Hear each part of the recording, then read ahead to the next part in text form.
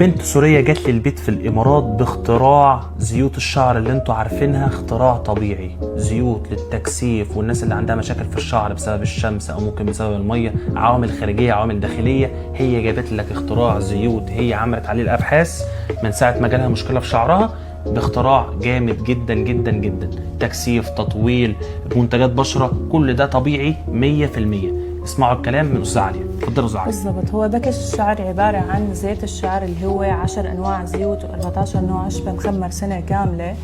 عنا الجيل الطبيعي اللي هو بكثف الشعر، عنا كمان الليف إن اللي هو بيمنع التقصف، وعنا كمان بخاخ الشعر اللي هو بيشتغل على تنبيت الشعر. فبالتالي كل منتج بيختلف الزيوت والأعشاب على المنتج الثاني.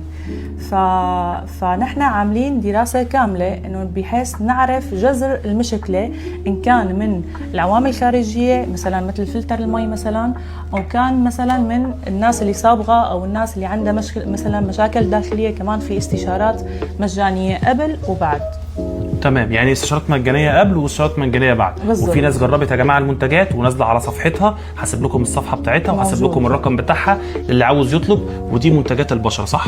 بالضبط، منتجات البشره، مقوي الاظافر، وفي عنا كمان السيروم النضاره والبوتوكس الطبيعي، وفي عنا مورد الخدود، وفي عنا الشبه الطبيعيه. وطبعا انت قلتي لي عشان خاطري خصم 50% لمده قد ايه؟ 3 ايام. 3 ايام بس؟ 3 ايام خصم 50%. خلاص الحق اشتري. توصيل ل7 امارات، توصيل لخارج الامارات. بجد ربنا يوفقك يا عاليه، انت مثال للبنت المكافحه والمجتهده. هسيب لكم رقم عاليه تحت، تواصلوا معاها، اطلبوا المنتجات، اسالوها عن المنتجات قبل ما تشتروا، وبعد ما تشتروا هتلاقوا النتيجه من امتى لامتى؟ من 4 ايام اللي بياخد الباكج كامل لاسبوع. ان شاء الله باذن الله بعد اسبوع كامل شعرك هيبقى زي ما تبت شام. السلام عليكم.